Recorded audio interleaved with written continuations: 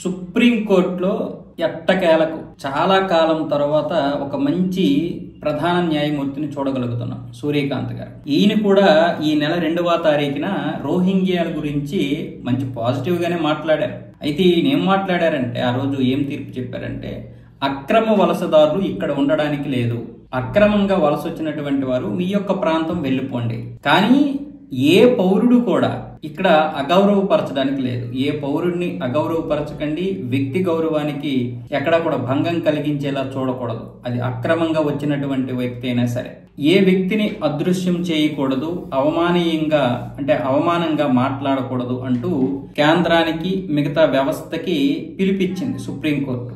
అక్రమంగా ఉంటున్నటువంటి వారు వద్దు గాని ప్రతి ఒక్కరిని గౌరవంగా చూడండి, వాళ్ళ దేశం వెళ్లిపోయే వరకు అని సుప్రీంకోర్టు చెప్తే, చాలా మంది విశ్రాంత న్యాయమూర్తులు, మరికొంతమంది విశ్రాంత జడ్జిలు వీళ్ళందరూ కలిసి ఇప్పుడు సుప్రీంకోర్టు న్యాయమూర్తి సూర్యకాంత్ మీద విపరీతమైనటువంటి విమర్శలు చేస్తున్నారు.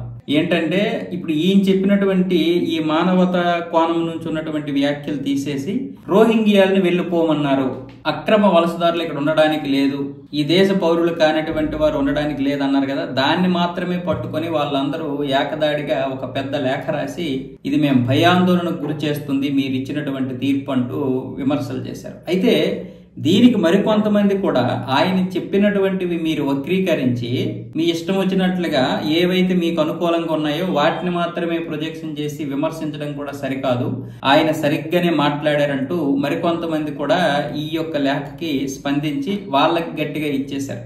ఎట్టకేలకు ఒక ప్రధాన న్యాయమూర్తి మన కోసం వచ్చారు. నిజం చెప్పాలంటే సంజయ్ ఖన్నా, బిఆర్ గవాయ్ గారి కంటే ఇప్పుడు సూర్యకాంత్ గారు జాతీయ భావజాలం కలిగినటువంటి వ్యక్తిలాగా మనకు కనిపిస్తున్నారు. మరి ఆయన ఈ 2-3 తీర్పులు చూశాను నేను. బిఆర్ గవాయ్ అయితే ఏం మాట్లాడతాడో కూడా అర్థం కాదు, విష్ణుమూర్తి మీదే వేలాకోలం చేసినటువంటి పరిస్థితులు మనం చూసాం.